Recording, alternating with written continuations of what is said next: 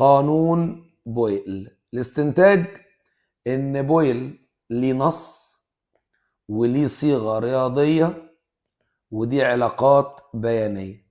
النص بيقول ان ضغط اي كمية معينة من غاز يتناسب عكسيا مع حجم الغاز عند ثبوت درجة الحرارة الكلفينية. كلام جميل. طب انا دلوقتي لو شلت علامة التناسب مش المفروض احط يساوي وثابت؟ يبقى هقول له ضغط الغاز شيل علامة التناسب يساوي وثابت في 1 على فوليوم. طب ودي 1 على فوليوم الناحية التانية تبقى فوليوم، يبقى بي في فوليوم بيساوي كونستانت او مقدار ثابت. ده كده اسمه الصيغة الرياضية لقانون بويل اللي هو بي في فوليوم بيساوي كونستانت. او ان انت بتقول انها علاقة عكسية يبقى بي 1 على بي 2 بتساوي فوليوم 2 على فوليوم 1. او بقى وسطين في طرفين فنوصل ان بي 1 فوليوم 1 بتساوي بي 2 فوليوم 2. طيب النص الثاني، ما خلاص النص الاولاني قلته لك، يتناسب ضغط كمية معينة من غاز تناسبا عكسيا مع حجمه عند ثبوت درجة الحرارة، او حاصل ضرب، ده نص تاني لبويل، حاصل ضرب ضغط الغاز في حجمه يساوي مقدار ثابت عند ثبوت، مقدار ثابت غير درجة الحرارة يعني هتعرفه مع الوقت، عند ثبوت درجة الحرارة. طيب يا عم ده لو الأنبوبة منتظمة المقطع انت طولها هو حجمها، يعني ممكن تقول بي 1 ال 1 بتساوي بي 2 ال 2. طيب العلاقات البيانية ان العلاقة هنا ما بين البي والفوليوم علاقة عكسية. طيب لو هنعمل علاقة ما بين البي مع 1 على فوليوم هتبقى علاقة طردية، والميل هنا المفروض انه يبقى مقدار ثابت لغاية دلوقتي. دي العلاقات البيانية وده بيتطبق على الغازات المثالية، وهقول لك قدام الفرق بين الغاز المثالي والغاز الحقيقي. طيب يلا بينا بقى بويل مع الكثافة. كمية ثابتة يعني كتلتها ثابتة من غاز كثافتها، يبقى ادي اول رو بوحدة جرام على لتر. بالمناسبة الجرام على لتر هو كيلو جرام على متر تكعيب.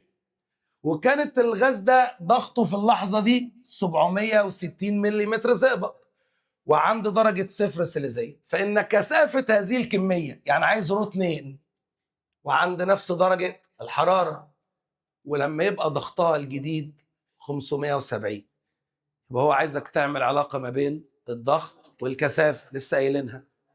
علاقة ايه؟ يلا بي 1 على بي 2 بتساوي رو 1 على 760 على 570 بتساوي 9/10 على رو 2.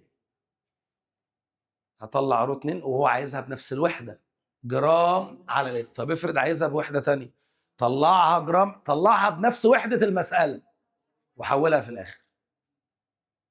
صعبة؟ علاقة بويل بباسكال، وده شغل بقى الأسئلة اللي بجد. اقرا معايا كده. هو بيقول لي الشكل المقابل يوضح اسطوانة، دي المفروض اسطوانة منتظمة المقطع، يبقى الطول هو الحجم، جملة أساسية، ومغلقة الطرفين وتحتوي على مكبس قابل للحركة مهمل الاحتكاك. المكبس يحبس على جانبه كميتين مختلفتين من غاز، كمية اسمها اكس وكمية اسمها واي. في معلومة واضحة قوي قدامك، انا معايا حجم اكس، مش الحجم هو الطول، ومعايا حجم واي، شكرا، يبقى الحجم هو الطول، فانا كده معايا الحجم بتاع كل كمية. طول ما ايدك على خدك طول ما مش هتفهم حاجة. وبعد كده بيقول لي فإذا كان ضغط الغاز على كل جانب من جانبي المكبس 80، يبقى العينة دي ضغطها 80 سنتيمتر زئبق والعينة دي ضغطها 80 سنتيمتر زئبق. طب بعد كده بيقول لي ايه؟ فإن فرق الضغط على جانبي المكبس، هو فرق الضغط كام؟ 0، بس هو مش عايزه دلوقتي. كمل. عايزه عند تحريك المكبس ببطء إلى منتصف المسافة أو منتصف الأسطوانة وبفرض ثبوت درجة الحرارة. كلمة لازم تتقال عشان تعرف إنك هتطبق هنا بويل. إذا الجديد دلوقتي أدي الأسطوانة والمكبس اتحرك لغاية ما وصل فين؟ في النص. إيه اللي اتغير؟ الله ينور عليك، حجم إكس اتغير وحجم واي اتغير. هي الأسطوانة كلها طولها كام؟ فده بقى 2L وبدأ 2L. إذا الحجم الجديد لإكس بقى 2L. يا ترى ضغطها الجديد هيبقى كام؟ والحجم الجديد لواي بقى 2L. يا ترى ضغط واي الجديد هيبقى كام؟ فهطبق القانون اللي هو B1 فوليوم 1 بتساوي B2 فوليوم. بس بالنسبة لإكس سهلة بالعين، هو الحجم زاد للضعف يبقى الضغط هيقل للنص، فيبقى كام؟ 40 سنتيمتر زائد. صح كده؟ التانية عايزة تتحسب. يلا. B1 فوليوم 1 بتساوي B2 فوليوم 2. العينة الأولى كان ضغطها حجمها. العينة التانية يا ترى ضغطها هيبقى كام لما يبقى حجمها؟ ها، إيه اللي راحت؟ الناس نايمة. إيه اللي راحت؟ عايز B2 يبقى 3 في 80 على الاتنين. الاقي العينه بقت 120. هل كده بقى في فرق ضغط؟ دي كام ودي 100، فرق الضغط بينهم 80. طب ماذا لو قال لك ايه يحصل ايه بعد تحريك المكبس لكثافه اكس؟ هشوف الضغط حصل له ايه، فيبقى الكثافه نفس الحاجه لانها علاقه. الضغط حصل له ايه؟ يبقى كثافه اكس تقل. طب كثافه واي الضغط حصل له ايه؟ يبقى كثافه واي تزيد. جه قال لك اهو هنا ماذا يحدث لكثافة الغاز المحبوس بالنسبة لإكس وواي؟ فقلنا إكس هتقل واي هتزيد لأن الضغط طردي مع الكثافة في تجربة بويل. صعبة؟ بويل مع البارومتر. يا رب بقى تفتكر معايا المعلومة بتاعت البارومتر هنا. هو بدأ الكلام وبيقول لك إيه؟ أنبوبة شعرية منتظمة المقطع، طولها هو حجمها. صح الكلام؟ طيب جواها شريط زئبق او خيط زئبق طوله 10. افهم، يحبس داخل الانبوبه هواء طوله 30 سم. عندما كانت الانبوبه رأسيه وفوهتها لاسفل، يبقى ادي شريط الزئبق طوله كام؟ 10. حابس هنا هواء طوله كام؟ اذا انا كده يا باشا عرفت حجم الهواء 30. اعرف اجيب ضغطه من البارومتر. أنبوبة رأسية وفتحتها الأسفل، يبقى ضغط الهواء المحبوس جواها يساوي بي ايه؟ واخدينها. هي دي بقى المعلومة اللي لازم تبقى عارفها عشان تكمل. بي ايه كام؟ 76. اتش 10. يبقى العينة دي ضغطها 6. يبقى عينة الهواء اللي معايا دلوقتي حجمها 30، ضغطها 66. بيقول لي طب فإن طول عمود الهواء، يعني عايز طول جديد، يعني عايز فوليوم جديد. طب لما يحصل ايه في الأنبوبة؟ لما يحصل ايه؟ عندما توضع الأنبوبة أفقيا. طيب ما هي الأنبوبة أفقيا اهي، شريط الزئبق 10 حابسين هنا، بس مش عارفين بقى طوله كام. هو ايه اللي غير طوله؟ الضغط. هي اما لما تبقى الأنبوبة أفقية بيبقى ضغط الهواء المحبوس جواها يساوي الضغط الايه؟ الجوي اللي هو 76. يلا نطبق القانون. قول B1 فوليوم 1 بتساوي B2 فوليوم 2. يلا. العينة الأولى ضغطها حجمها العينة التانية ضغطها، يا ترى حجمها هيبقى كام؟ وحجمها هو طولها، صح؟ طلعت كام؟ طيب في ماذا لو بيقول لك لو بقى، ما انت بتقارن العينة الأولى بالعينة الجديدة. في ماذا لو بيقول لك طب لو الأنبوبة بقت رأسية وفتحتها لفين؟ لأعلى. ادي شريط الزئبق حابس هنا ايه؟ بيقول لك يا ترى بقى هيبقى طوله الجديد كام؟ اللي هو حجمه الجديد. طبعا ايه اللي خلى طوله يتغير؟ الضغط. هو لما تبقى الأنبوبة رأسية وفتحتها لأعلى يبقى ضغط الهواء المحبوس جواها بي ايه؟ يعني 76 زائد 10 86. يلا نحلها. بي واحد فوليوم واحد بتساوي بي 2 فوليوم 2. العينة الأولى ضغطها، حجمها. العينة الثانية ضغطها، يا ترى حجمها الجديد هيبقى كام؟ واللي هو يمثل طول عمود الهواء. صح كده؟ دي معلومة من البارومتر مع بويل. مش هتعرف تحسب الضغط إلا إذا كنت عارف معلومة البارومتر. صعبة؟ طيب بالمرة كده علاقة البار أو علاقة بويل بضغط السوائل. نقرأ المسألة دي. فقاعة من الهواء على عمق 50 متر من سطح بحيرة. ماشي، ادي بحيرة اهي، انزل 50 متر، حط فقاعة هواء. تعرف تجيب ايه عندها؟ الضغط الكلي على الفقاعة اللي هو هيبقى عبارة عن ايه؟ بي ايه زائد رو جي. يبقى وانا على عمق 50 متر جبت ضغط الفقاعة، ضغط الكلي عليها. سمعني. بي ايه زائد رو جي. بي ايه معاك 1.13 من 1000 في 10 أس 5، رو ب 1000، جي 9.8 من 10، واتش كام؟ يبقى انا كده عرفت ضغطها. لقيته بيقول لي ايه؟ ارتفعت الفقاعة الى سطح البحيرة. هي لما تطلع على سطح البحيرة ايه اللي يتغير؟ هيزيد ولا يقل؟ وهيعادل الضغط، واللي هو 1.13 من 1000 في 10 أس 5. قام قايل لك فأصبح حجمها 5 سنتيمتر مكعب. بقى حجمها لما طلعت السطح 5. احسب حجم الفقاعة على عمق 50 متر. سمعني. بي واحد فوليوم واحد بتساوي بي 2 فوليوم 2. في حاجة ناقصاك؟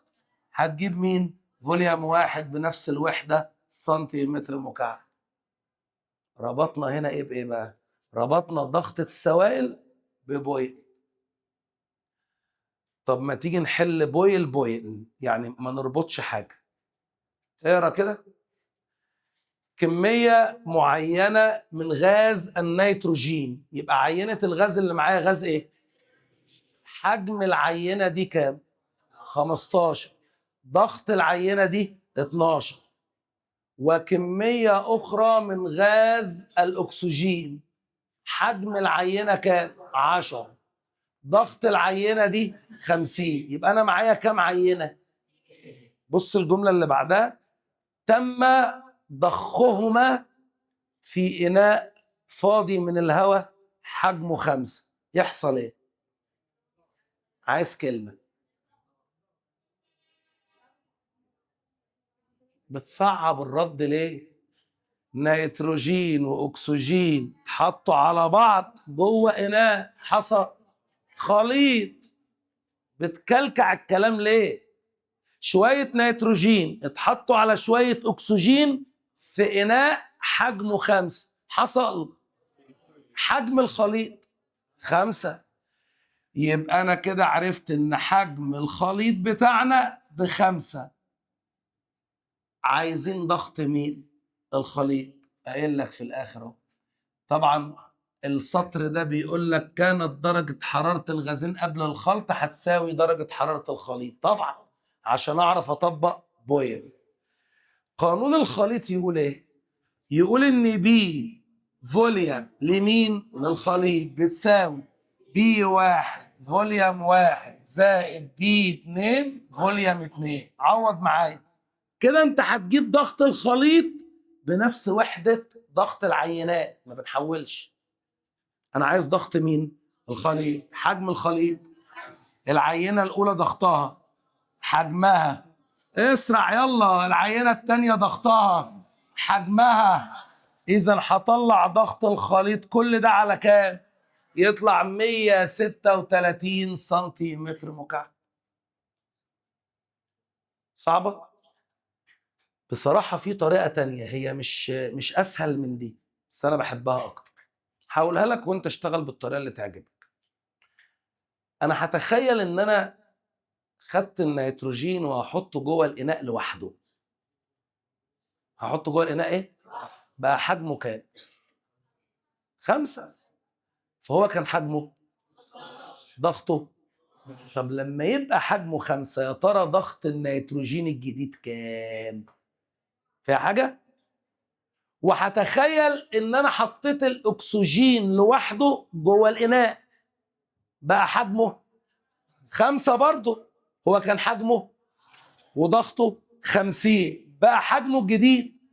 يا ترى الضغط الجديد للاكسجين يبقى كام؟ واجمع الضغطين، يبقى انا كده جبت ضغط الخليط. يعني انا اشتغلت على كل عينة لوحدها وجبت ضغطها الجديد لو بقى حجمها هو حجم الخليط. طب بص، هو جه في ماذا لو قال لك طب لو ضخينا كمية من غاز الأرجون، يبقى دي عينة رقم، معايا حجم العينة رقم 3 بس ما ادانيش ضغط العينة الثالثة، وقال لك ان لها نفس درجة حرارة الغازين اللي اتحطوا في الإناء اللي بيحتوي على نيتروجين وأكسجين، فأصبح ضغط الخليط 200 لأن احنا زودنا مين؟ الأرجون. بس حجم الخليط كام؟ مش انت حطيت في نفس الإناء بس كام عينة؟ سمعني. بي فوليوم للخليط بتساوي بي 1 فوليوم 1 زائد بي 2 فوليوم 2 زائد بي 3 فوليوم 3. هعتمد معاك على الذاكرة. خليط ضغطه، حجم الخليط، العينة الأولى كان ضغطها، حجمها، العينة الثانية ضغطها، حجمها، العينة الثالثة عايز ضغطها وحجمها كام؟ 20. فهو هجيب بيه 3. صعبة؟ في سؤال؟ وننهي بأهم سؤال والأكثر تركيزا وفهما. ركز واسمعني، أنا مش هحل السؤال، أنا هشرحه. بص، بالونة من المطاط جواها هواء، حجمه 200 وضغطه 121.6. سيبك بقى من الكلام الفاضي ده. هو انا لو جبت لك بالونه وحطيت جواها شويه هواء، طبعا هياخدوا حجم البالونه، ولقيت الهواء جوه البالونه ضغطه 121.6. سؤالي ليك بالبلدي وعايز اجابه بلدي، هو الهواء ده مرتاح ولا مضغوط؟ طب امتى يبقى مرتاح؟ لو ضغطه 76. ما هو مرتاح يعني ضغطه هو الضغط الجوي، ضغط الهواء العادي، صح ولا ايه؟ يعني القاعه اللي احنا قاعدين فيها دلوقتي فيها هواء. حد جبر الهواء يقعد جوه القاعه، اذا هو قاعد بمزاجه. مضغوط ولا مرتاح؟ مرتاح. يبقى ضغطه كام؟ معنى كده سؤال، لو انا فتحت البيبان هل الهواء هيسيب القاعه ويطلع؟ لا، هو قاعد فيها بمزاجه بضغطه. طب لو فتحت البالونه هيجري من البالونه يخرج عشان عايز يتعادل ضغطه تاني ويرجعه 76، فانا حبسه جوه البالونه، صح؟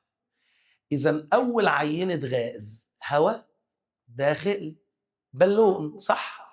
رد عليا، حجمه كام؟ 200. لا اصحى، حجمه كام؟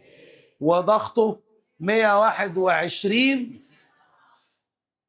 وقمنا جايبين إناء مفتوح حجمه 800. الإناء ده جواه إيه؟ طبيعي مضغوط ولا مرتاح؟ عشان هو جوه الإناء بمزاجه. عشان هو جوه الإناء إيه؟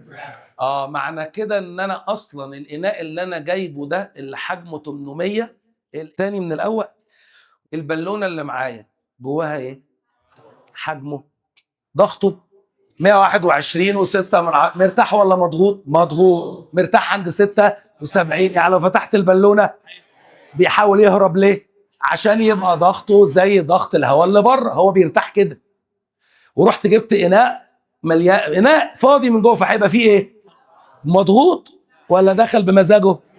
يعني ضغطه وقمت جايب البالونه حاططها. بص المسائل بتتقرا كده، ايوه والله بتتقرا كده، مش طلع ارقام يا ابني. الموضوع مش طلع ارقام، الموضوع انا عايز اعرف ايه اللي حصل الاول. كنت ماسك البالونه حاططها جوه الاناء واحكمت الغلق. في كام عينه هواء جوه؟ برافو. عينه مضغوطه جوه البالونه حجمها 200 ضغطها 121 و6 من 10. والهواء اللي حوالين البالونه حجمه كام؟ حجمه كام؟ تقول لي 76 يا حيوان. حجمه 800. امال البالونه قاعده جوه ازاي؟ حيوان 600 يالا. حطيت بالونه حجمها 200 جوه اناء حجمه 800 واحكمت الغلق. معايا كام عينه هواء جوه يا غبي؟ عينتين. عينه مضغوطه جوه البالونه وشويه هواء حوالين البالونه حجمهم كام؟ 600. ما هو كله 800 والبالونه ب 200، يبقى شويه الهواء اللي موجودين جوه 600. واحد يقول لي امال شويه الهواء ال 200 دول اللي البالونه دخلت مكانهم؟ ما انت حضرتك اول ما حطيت البالونه الهواء اللي مكان البالونه طلع بره واحكمت الغلق. فبقى معايا كام عينه هواء جوه؟ هواء جوه البالونه وهواء حول البالون. مضغوط ولا مرتاح؟ فضغطه كام؟ 76 وحجمه كام؟ 600. وبعد ما احكمنا الغلق ومثبتين درجه الحراره، وطبعا اهملنا حجم المطاط بتاع البالونه مش عايزه اصلا، وانفجر البالون داخل الاناء. فالعينتين اختلطوا ببعض، يعني بقت مساله ايه؟ هنا بقى حجم الخليط كام؟ طبعا بقى حجم الخليط 800. بيقول لي بقى احسب ضغط الهواء بعد الانفجار، يعني عايز ضغط خليط الهواء. قول لي يا باشا القانون يلا. بي فوليوم للخليط بيساوي بي 1 فوليوم 1 زائد بي 2 فوليوم. يلا انا عايز ضغط الهواء بعد ما اتخلط. حجم الخليط العينه الاولى ضغطها 121 6 من 10 حجمها. العينه الثانيه ضغطها 6 حجمها. إذ بحسب ضغط الخليط طلع 87.4 من 10. بعد الخليط بقوا هوايين ولا هوا واحد؟ مرتاح ولا مضغوط؟ طلع ضغطه 87.4 وهو بيرتاح عند 76. يبقى مرتاح بقى ولا مضغوط؟ وحجمه 800 صح؟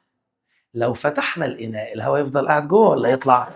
عشان مضغوط. طب هقولها لك بطريقه تانية. لو انا حاطط جوه الاناء ده 800 سنتيمتر مكعب هواء ضغطه 76، لو فتحت يخرج؟ ويخرج ليه؟ ده هو قاعد بمزاجه، لانه قاعد بضغطه. قاعد بايه؟ عشان كده بقى انا ليه قلت كل الرغي ده؟ عشان ماذا لو دي، عشان اللي مش فاهم يفهم. لو تم فتح الاناء، ثواني، هو انا قبل ما افتح الاناء كان معايا عينه هواء ضغطها 87.4 حجمها 800. لو تم فتح الإناء سيندفع الهواء للخروج علشان عايز ضغطه يبقى. طب هو لو بقى ضغطه 76 تعادل ضغطه مع الضغط اللي بره، عشان انت فتحت، هيبقى حجمه المفروض يبقى كام؟ احسبه كده. خد بالك عشان يحصل حاجه هتخليك يحصل لك ايرور في دماغك دلوقتي. هو العينه عبال ما تحسبها، هو العينه اللي جوه الاناء مضغوطه عند 87 و4 وحجمها 800، فتحت انا الاناء اندفع خرج ليه؟ عشان عايز يبقى ضغطه زي الهواء العادي 76، فهيبقى حجمه بص حتى قلتها في خوف ازاي 920. ايوه عارف هيحصل ايه؟ اسمع يلا اللي هيحصل. لما هتفتح الاناء هيبتدي الهواء يتعادل ضغطه مع الضغط الجوي، وهيقعد جوه الاناء بمزاجه شويه هواء حجمهم 800 قاعدين جوه بقى المره دي بمزاجهم. اذا هيخرج بره اجباري كام؟ 120. مش انت هتقعد جوه 800 بس المره دي هتقعدهم بضغط 6 وايه؟ اذا المفروض هيخرج اجباري بره الاناء 120 سنتيمتر مكعب هواء ملهمش مكان. فما هو حجم المتسرب من الهواء؟ بتفكر لسه؟ 120. ما هو اللي قاعد بمزاجه جوه كام؟ 800، والمفروض ان هو عنده ضغط 76 يبقى 920، يبقى كام ملهمش مكان جوه؟ يبقى ما هو حجم المتسرب؟ انا بنحاول نمحي غبائك يا اخي. يلا ركز يلا. طب لو انا عايز نسبة المتسرب اللي اتسرب على الموجود جوه في 100، المتسرب على الموجود جوه في 100. احنا علمنا التسميع ده وما رصدناهوش على الجهاز وما عملناش عليه عقاب. ده يعتبر تسميع كوكتيل كده من كل التسميعات اللي دخلت في المجاميع كلها. ولو عايز رأيي حاول تجيب التسميعات بتاعت باقي المجاميع وتحاول تحلها. احنا عملنا كده عشان اديك فرصة ان المرة الجاية احنا هنقفل بويل. جبت فيه درجة كويسة يبقى احنا زي الفل، ما جبتش يبقى احنا كده هنبتدي ان احنا نعاقب على الجزء بتاع بويل ده. والنهاردة انا هختار شوية اسئلة من الواجب اللي انت لسه هتحله وهنحلها مع بعض. لو عايز تظبطها يبقى لازم تحلها النهاردة تاني بالورقة والقلم. يلا بينا كده نراجع مع بعض. اول حاجة معايا كمية هواء داخل اسطوانة لها مكبس كما في الشكل. فإذا سحب المكبس من الموضع X، يعني الهواء كله كان هنا لما كان المكبس هنا. الهواء ده حجمه كام؟ 10. الأنبوبة دي منتظمة المقطع، من رسمتها منتظمة المقطع، يعني المفروض إن الطول هو الحجم. فكان حجم الهواء كام؟ 10. لما سحبنا المكبس من X لفين؟ لواي، بقى حجم الهواء زاد قد إيه؟ زاد 4 أمثال. يبقى الضغط في وقعة هنا في السؤال الثاني. مقدار حجم غاز محصور تحت مكبس، ده الحجم بتاعنا، ده فوليوم 1 وادي ضغطه B1. هو عايز ايه؟ عايز حجمه الجديد، يعني عايز فوليوم 2. اسمع بقى، لما يزيد الضغط بمقدار الربع 25% يعني الربع، يبقى انت محتاج تعرف ربع ده كام وتزوده عليه وتزوده عليه، عشان انت لو ما زودتوش يبقى انت كده كأنك قللت الضغط للربع. هو بيقول لك زاد بمقدار 25%، يبقى انت المفروض تقول لي ربع الرقم ده كام وتضيفه على الرقم ده. يبقى انت كده جبت مين؟ B2. يبقى B2 هتبقى عبارة عن 1.8 زائد ربع 1.8 ده. وهطبق القانون بتاعنا اللي بيقول ايه؟ B1 فوليوم 1 بتساوي B2 فوليوم 2. فهتجيب فوليوم 2 تطلع في مشكلة. و3 دي شبه اللي احنا خدناه المرة اللي فاتت، بس هنا المكبس بادئ من النص. فبيقول لك اسطوانة مغلقة الطرفين يتحرك بداخلها مكبس عديم الاحتكاك، فإذا كان المكبس عند منتصف الاسطوانة، يبقى لو احنا جينا نفرض ان الطول ده قد الطول ده، يبقى العينة اللي هنا حجمها وهنا، يبقى أول عينة هنا حجمها L واول عينه هنا حجمها برضو افرضها بمزاجك. بعد كده قال لي وضغط الغاز على جانبي المكبس 90. يعني العينه اللي هنا ضغطها كام؟ 90. والعينه اللي هنا ضغطها كام؟ 90. ماشي. فاذا تحرك المكبس الى منتصف احد القسمين، براحتك يعني. فلو احنا قلنا ان جه منتصف القسم ده هيقسم القسم ده نصين، فيبقى الحبه دول نص ال، والنص ال دول هيتضافوا على ال. يبقى اذا يبقى العينه اللي عند بي بقى حجمها كام؟ يبقى الحجم الجديد للعينه دي بقى نص ال. يا ترى الضغط الجديد يبقى كام؟ طبعا دي مش محتاجه ان احنا نطبق القانون. هو الحجم قلل النص، يبقى الضغط يبقى كام؟ 180 سنتيمتر زر. او ان انا كنت اطبق قانون بيقول ايه؟ بي واحد فوليوم واحد بتساوي بي 2. اصبح ان العينه الناحيه الثانيه بقت واحد ونص ال، يبقى الحجم الجديد للعينه الثانيه بقى واحد ونص ال. عايزين الضغط الجديد. طبعا خد بالك بقى ان انت هنا برضو ممكن ما تطبقش القانون. هو انت كنت ال وبقيت واحد ونص ال، يعني زدت مره ونص. طب انا يا عم مش جايه معايا مره ونص والكلام ده، يبقى هطبق القانون. اقول ايه؟ بي واحد فوليوم واحد بتساوي بي 2 فوليوم 2. وعايز اجيب انا الضغط الجديد، يبقى الضغط الجديد يطلع كام؟ كم؟ ماشي.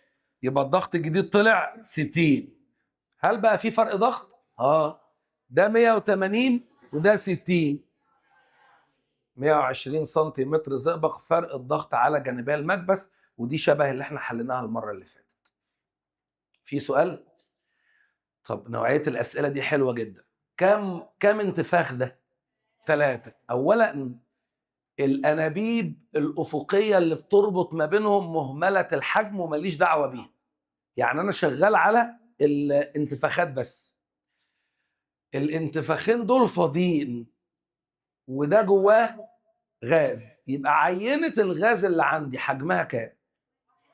حلو. يبقى العينه اللي عندي حجمها 1 لتر وضغطها 2 اتموسفير. ماشي. طب عايز ايه؟ الانتفاخين التانيين مفرغين تماما وبفرض ثبوت درجه الحراره، يبقى بنطبق بويل. واهمال حجم انبوبتي التوصيل اللي انا قلته لك اهو، ملهمش لازمه. يكون الضغط الجديد داخل الانتفاخ ده، الضغط الجديد بتاعه يبقى كام؟ عند فتح الصمام ايه بس. وحضرتك لما هتفتح الصمام ده الغازات قابلة للانتشار، فبدل ما كان هو موجود هنا بس هيبقى موجود هنا وموجود هنا. حجمه الجديد يبقى كده المفروض ان الفوليوم الجديدة تبقى 3 لتر. عايز الضغط الجديد، مش لازم القانون. هو الحجم زاد 3 امثال، يبقى الضغط انا عايز طولة الاتنين تطلع 2 على 3. او اطبق القانون واقول ايه؟ بي واحد فوليوم واحد بتساوي بي 2. طب انا لو فتحت الصمامين هيبقى الحجم الجديد كام؟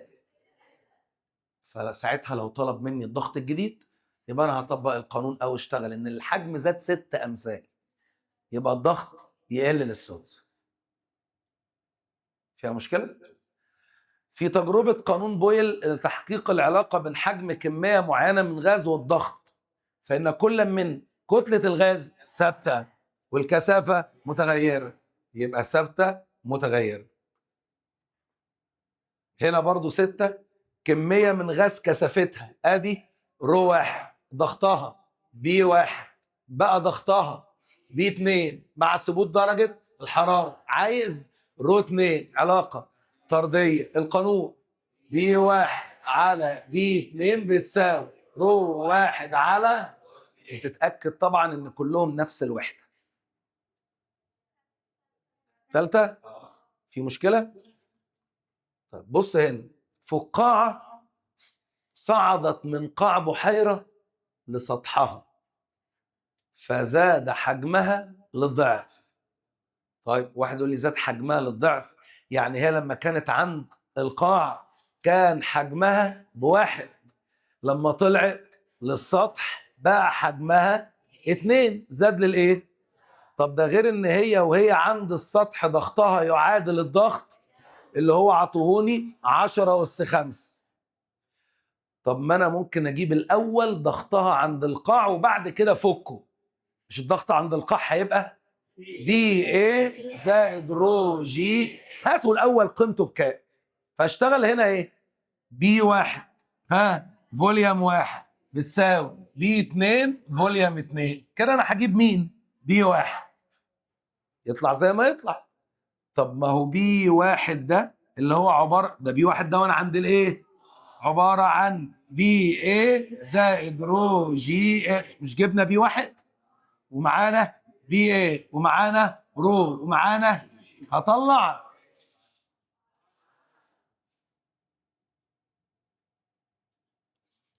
في سؤال او حد عنده مشكله؟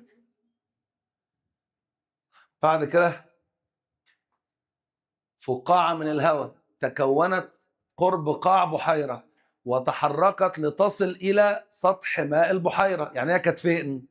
في القاع، طلعت السطح، ضغطها حجمها حلو، يبقى يقل ضغطها ويزداد حجمها. الانبوبه ذات شعبتين وعلاقتها ببويه. الانبوبه اللي قدامك دي حبسه هواء اهو. فانبوبه ذات شعبتين احد فرعيها مغلق بها كميه من الزئبق تحبس في الطرف المغلق كميه من الهواء 12 سنتيمتر مكعب. يبقى شويه الهواء دول حجمهم كام؟ 12، صح كده؟ حجمهم كام يا جماعه؟ 12. طب شويه الهواء دول ضغطهم يعادل الضغط هنا اللي هو ايه بقى؟ بي ايه زائد، لا زائد اتش، بس اشتغل ملي متر زئبق عادي. ما هو ملي متر زئبق زي سنتيمتر زئبق مع اختلاف القيم. يعني انا هقول ان العينه دي هيبقى ضغطها بي ايه زائد اتش بس كله بالملي متر. بي ايه بكام؟ 760 بالملي متر زئبق، يبقى اتش بالملي 120. يبقى كده العينه الاولى حجمها كام؟ 12. حجمها 12، ضغطها 760 زائد 120. طب بيقول لك عايزين حجم الهواء المحبوس، يعني عايز حجم جديد. لما يحصل ايه؟ لما نصب كميه من الزئبق في الخالص لغايه ما يبقى فرق الارتفاع بدل ما هو 120 يبقى 240. طيب يعني ضغط العينه الجديد هيبقى بي ايه زائد اتش كام بقى؟ 760 زائد 240. فرق الارتفاع بدل ما كان 220 هيبقى بدل ما كان 120 هيبقى 240. بس هشتغل بقى ايه هنا؟ بي واحد فوليوم واحد بتساوي بي 2 فوليوم 2. كام انتفاخ دول؟ 4. مين اللي مهمل؟ الانابيب الافقيه. عينه الغاز موجوده فين؟ في كي بس. يبقى هل هيحصل خليط؟ طيب عينة الغاز حجمها كام؟ يبقى العينة اللي عندي حجمها 3 فوليوم وضغطها 2 اتموسفير. يبقى العينة دي ضغطها كام؟ 2 اتموسفير. بيقول لي ايه؟ انهي صمامات ينفع افتحها عشان الضغط الجديد يبقى 1؟ يبقى انت عايز الضغط الجديد يبقى كام؟ يعني يقل الايه؟ يبقى الحجم الجديد بدل ما هو 3 فوليوم يبقى انا عايز الغاز ينتشر في حجم قدره 6 فوليوم. افتح مين؟ اكس وواي.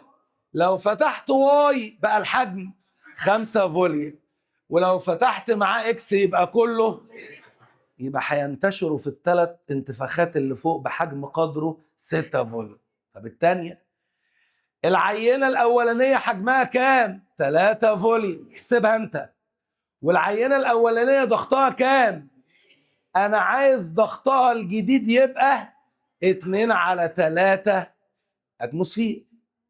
يا ترى حجمها الجديد يبقى كام؟ اطبق القانون اقول ايه؟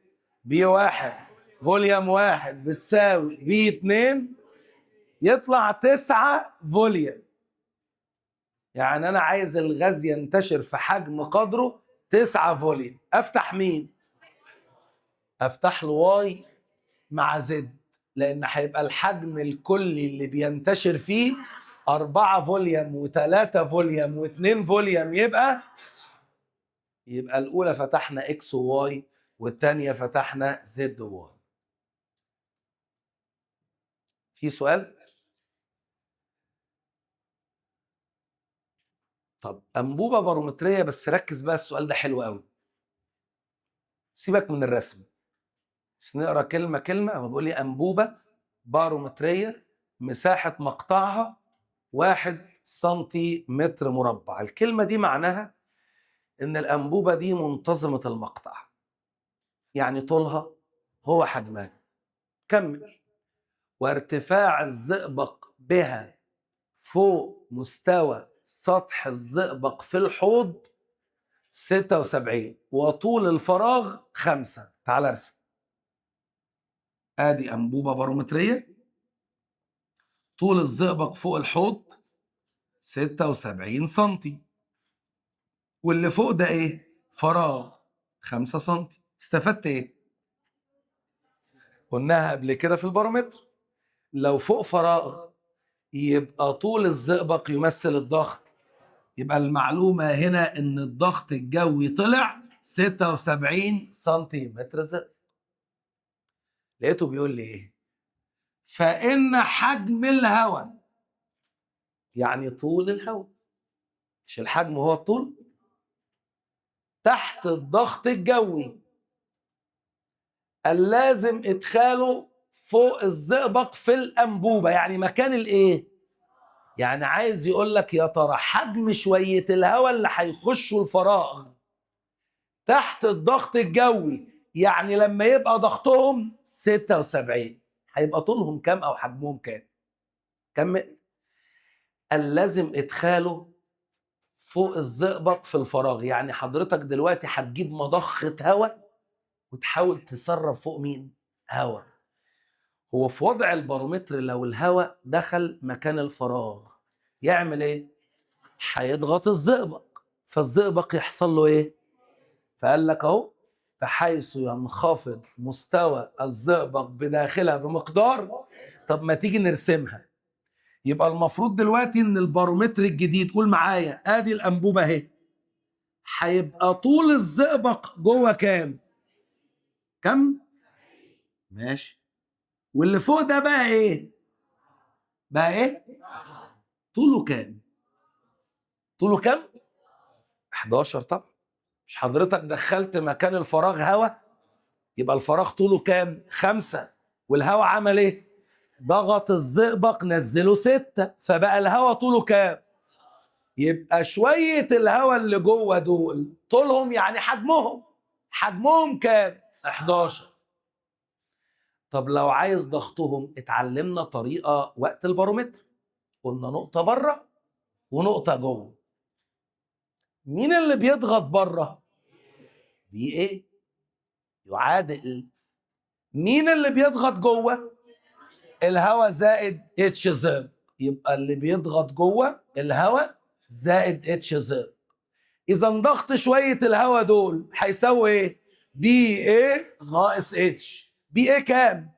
76 ناقص، يبقى ضغط شويه الهواء اللي دخلوا كام؟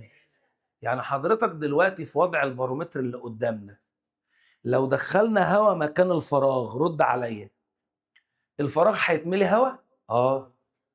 وهينزل الزئبق 6 سنتي، فهيبقى طول الهواء 11. وخدنا نقطة بره ونقطة جوه عشان نعرف ضغطه، طلع ضغطه كام؟ يبقى لما كان طول عمود الهواء 11 كان ضغطه كام؟ هو بقى بيسألك امال لو ضغطه بقى ضغط جوي هيبقى طوله كام؟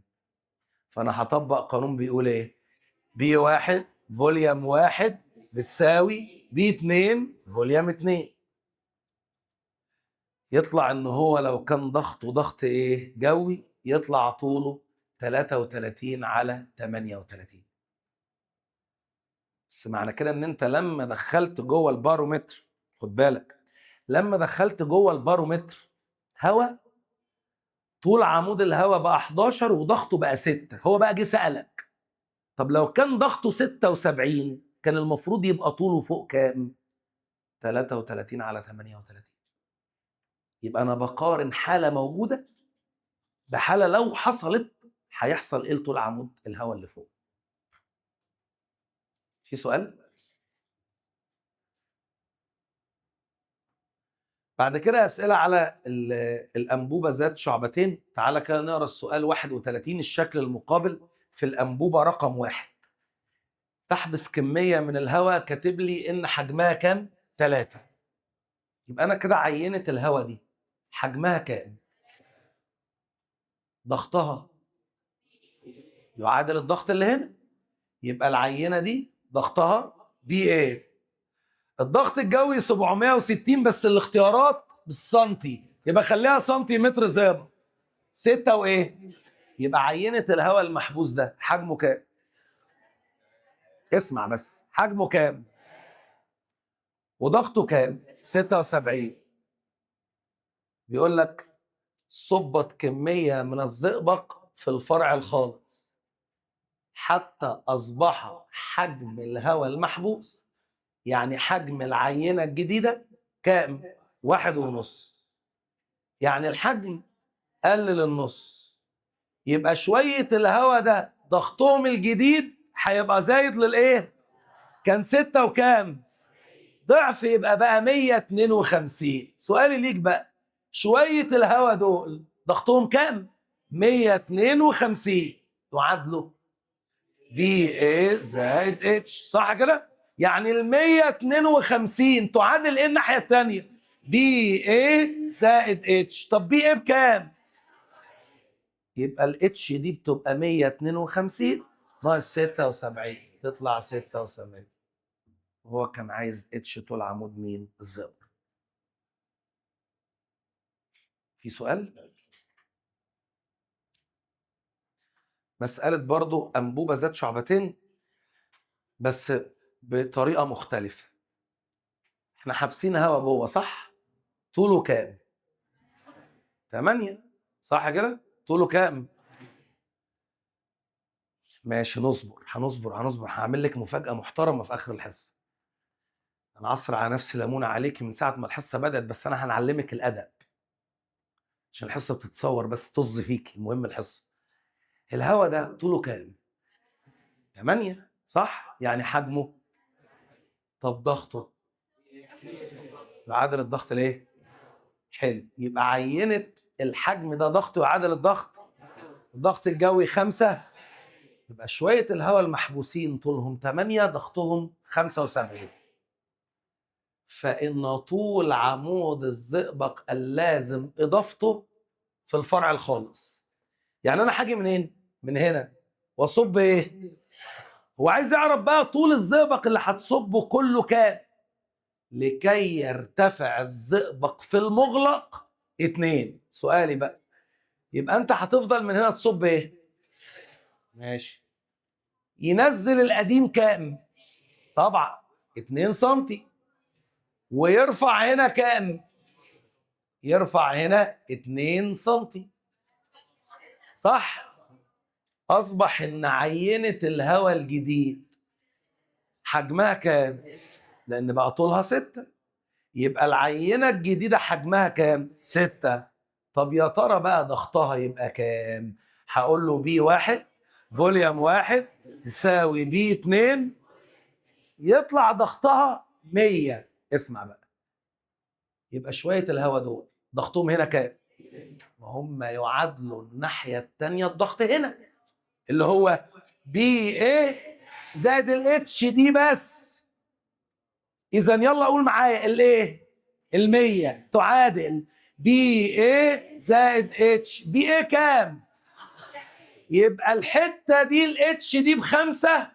بس هل ده اللي انا صبيته؟ زايد عليه الحبة دول. مش دي ب2 يبقى دي كام؟ ودي 2 يبقى ال25 اضيف عليهم يبقى كام؟ لان الاتش اللي انت جبتها دي ما يعادل ضغط الهواء، مش كل اللي انت صبيته.